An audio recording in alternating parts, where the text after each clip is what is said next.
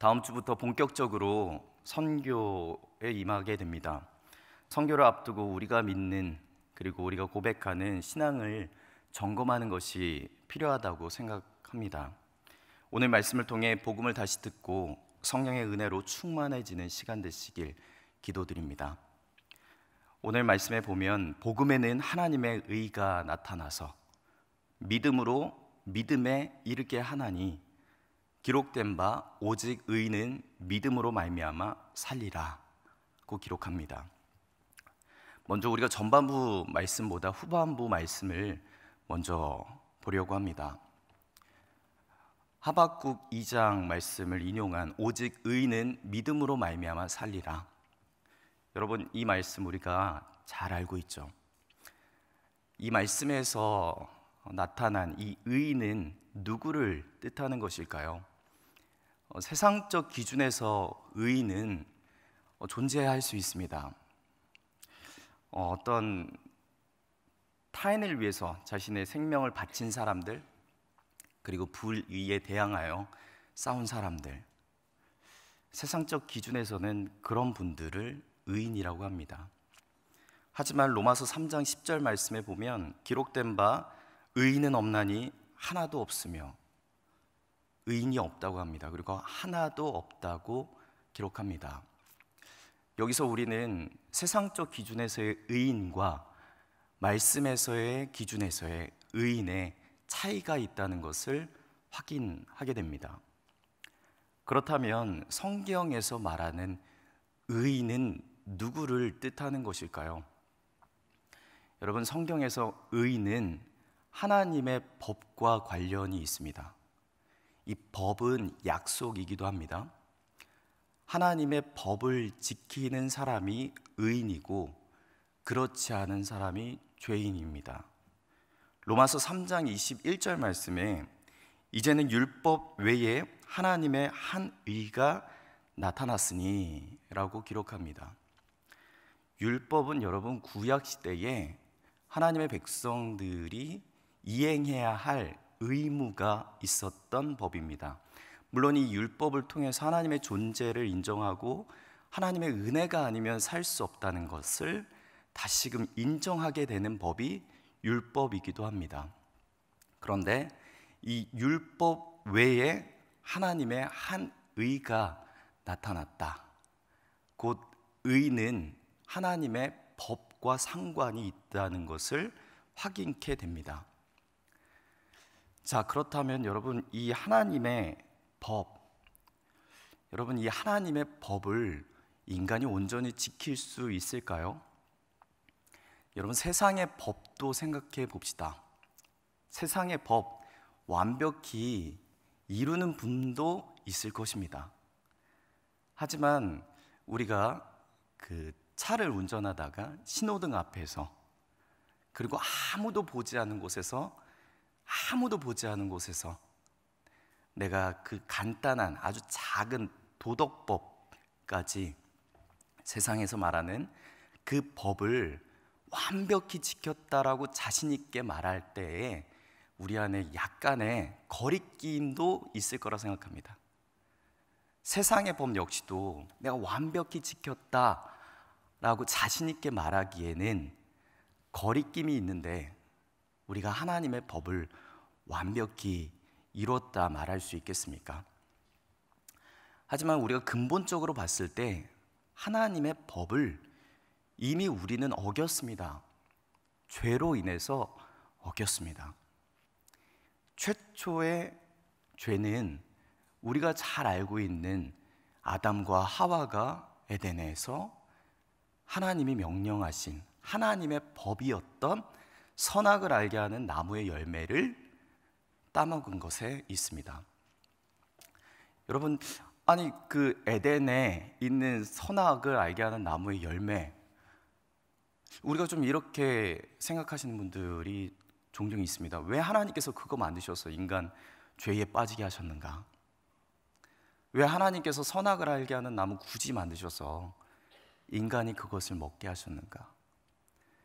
여러분, 저는 이 질문이 참 맞지 않다고 생각합니다. 왜냐하면 하나님께서 모든 것을 다 주셨고 모든 만물을 아담과 하와에게 복으로 주셨는데 딱 하나 선악을 알게 하는 나무의 열매를 따먹지 말라는 그 법 하나를 지키지 못해서 그 모든 죄의 근원을 하나님께 찾는 것은 매우 악하다고 생각합니다. 여러분, 인간 관계에서의 부모와 자식 간에서도 보이지 않는 법이 있습니다. 자녀에게 내가 아비니 나를 인정해 달라는 보이지 않는 법이 있지 않습니까? 아버지와 어머니와 자식 간의 관계에서는 둘 안의 관계 안에 있는 법이 존재해요. 그게 왜 있습니까? 둘 간에 관계가 있기 때문에 그렇습니다. 관계가 없다면 법도 필요 없어요. 남이면 상관없습니다. 다른 자녀면 아무런 관계에 의미가 없기 때문에 법이 있을 필요가 없습니다. 하지만 여러분, 내 자녀라고 생각해 보십시오. 내 자녀와 나와의 관계에서는 무엇인가 법이 있어요. 그 법이 무엇입니까? 자식이 아비를, 어머니를, 어미를 아비로, 어미로 인정하는 법이 있는 것입니다. 여러분, 선악을 알게 하는 나무의 열매를 먹지 않는 거, 여러분 이거 어디 뭐 되게 어려운 법입니까? 인간이 할 수 없는 고행을 말하는 것입니까?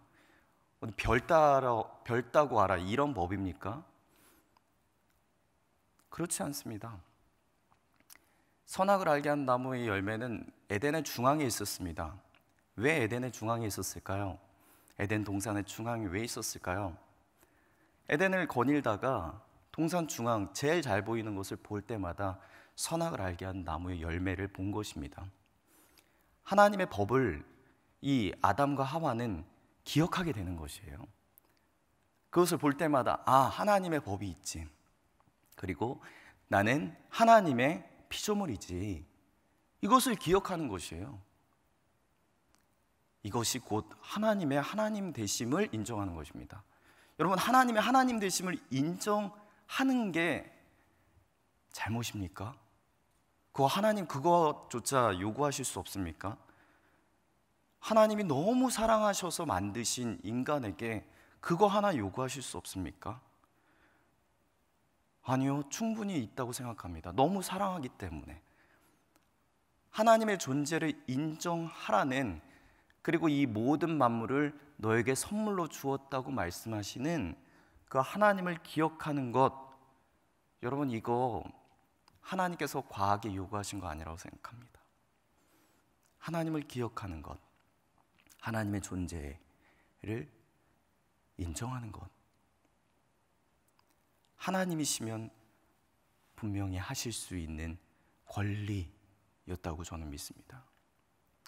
그런데 인간은 그 하나님의 법, 하나님의 약속을 인간 편에서 먼저 어기게 되죠. 그것을 먹게 됩니다. 여러분, 여기에는요 어떤 의미가 담겨져 있냐면 이거 하나님을 거짓말쟁이로 만든 거예요. 왜요? 하나님께서 모든 것을 창조하신 다음에 그 은혜를 주셨잖아요. 그런데 인간은 어떻게 했습니까? 그 법을 주신 하나님의 신실하심과 성실하심을 믿지 못한 거예요. 하나님께서 이렇게 하겠다 약속하신 것을 믿지 못하는 것입니다. 그것은 곧 하나님이 맞지 않을 수도 있다.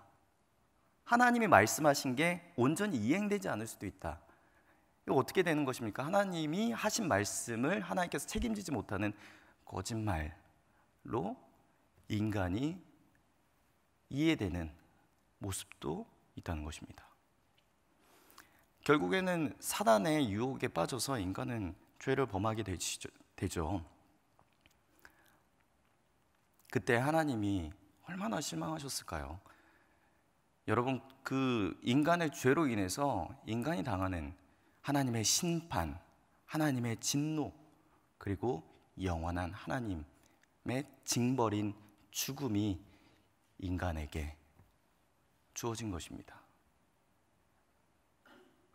여러분, 그래서 이 근본적인 죄의 시작으로 인해서 인간은 절대 하나님의 의에 도달할 수 없습니다. 하나님의 법을 지킬 수가 없어요. 세상에서 말하는 어떤 노력, 고행, 의지, 이성, 경험, 교육, 그 모든 것을 통해서도 인간은 마땅히 하나님께서 말씀하셨던 그 법을 지킬 아무 능력이 없다는 말씀입니다.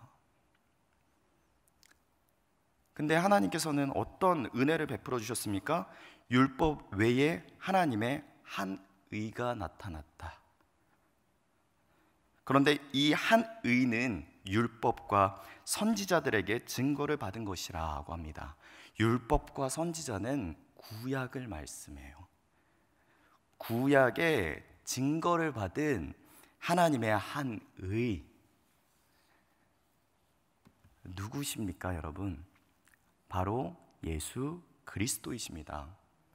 예수 그리스도가 이 땅에 오셔서 우리 인간이 이행했어야 할 모든 하나님의 법, 하나님의 약속을 온전히 대신 이루셨습니다.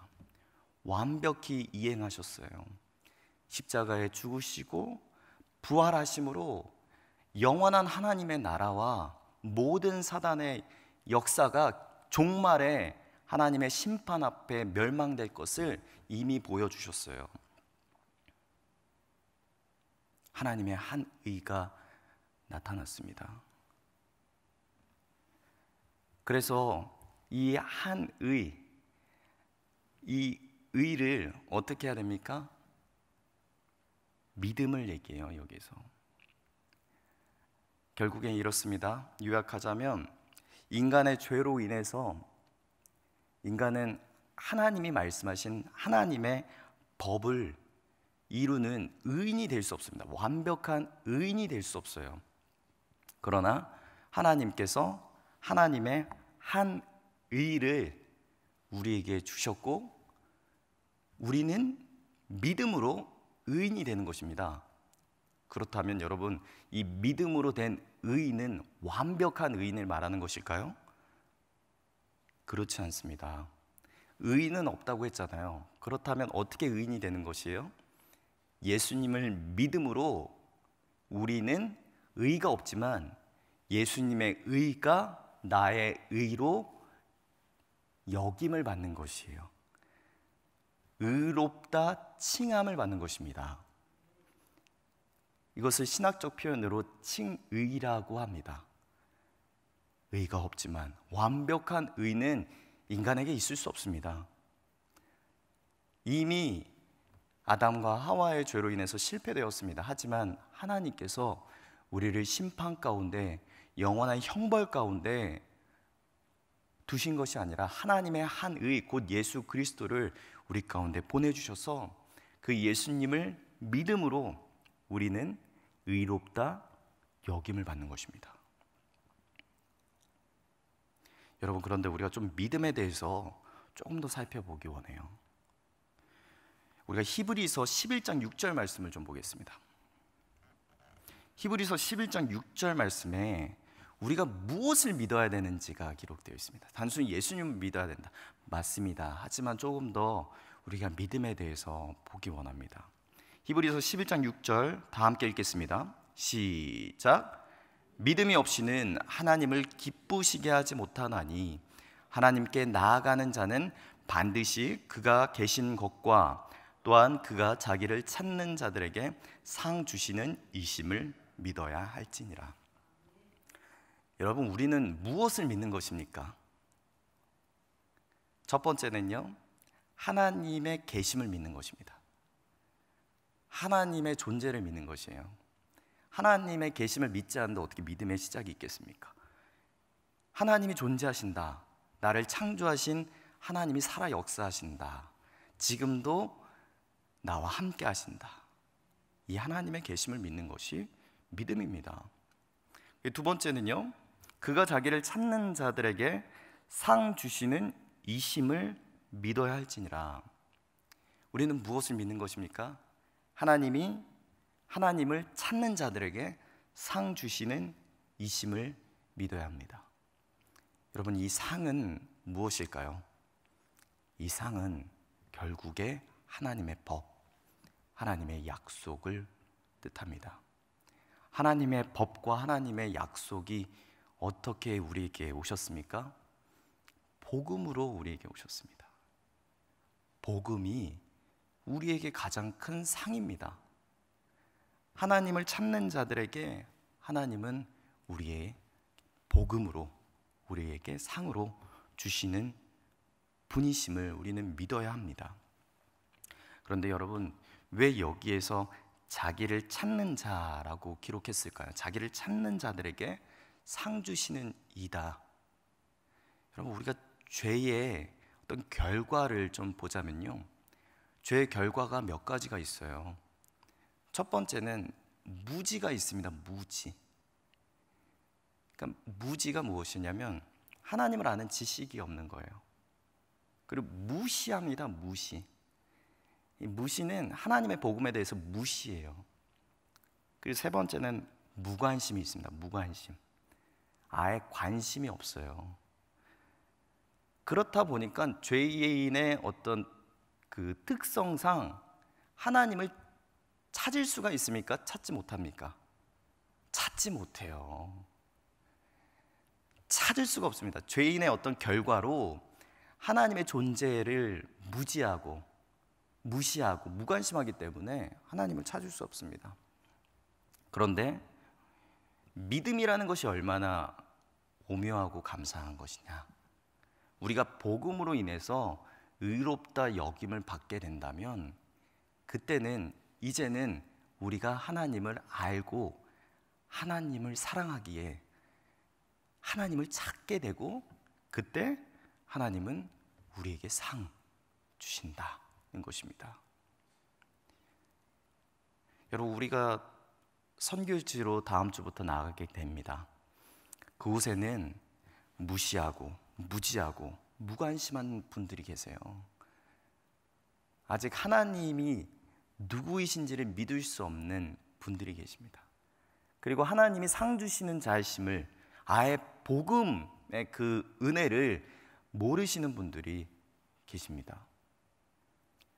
그분들에게 우리는 무엇을 전해야 됩니까? 하나님의 존재를 전해야 되는 것이고 복음을 전해야 하는 것입니다. 성령의 능력으로, 성령의 은혜로 불신자들이 주님께 돌아오는 역사가 있기를 기도하며 우리는 그 땅 가운데 나가는 것입니다. 하지만 그들은 아직 죄로 인해서 그 죄의 어떤 결과물을 가지고 있다는 것을 우리는 기억해야 합니다. 그 결과물이 있는 그들에게 우리가 다가가서 그들의 모습을 정죄하는 것이 아니라 하나님의 사랑을 가지고 하나님의 복, 예수 그리스도를 우리는 증거해야 하는 것입니다. 우리가 받았던 은혜, 지금 우리가 누리고 있는 이 하나님의 은혜, 하나님의 나라를 우리는 담대히 소개해야 할 것입니다. 그때 하나님께서 여러분들을 통해서 일하실 것입니다. 그때 하나님께서 여러분을 통해서 큰 일을 베푸실 것이에요. 그것이 바로 복음의 선포가 있는 것입니다. 오늘 하루도 여러분 이 마음을 가지고 다시금 예수 그리스도와 함께하는 오늘 하루 되시길 축복합니다. 복음의 메시지를 기억하며 다시금 주님의 은혜를 기억하며 영원한 하나님의 나라가 우리에게 있다는 것을 믿고 소망하는 은혜의 하루 되시길 기도드립니다. 함께 기도하겠습니다. 오늘 우리가 들은 말씀을 기억하면서 기도하시고요. 또 여러분이 가지고 나오신 그 기도의 제목을 가지고 기도하시다가 자리에서 일어나겠습니다. 기도하겠습니다. 하나님 아버지 감사합니다. 하나님 주님의 말씀을 함께 듣게 하시니 감사합니다.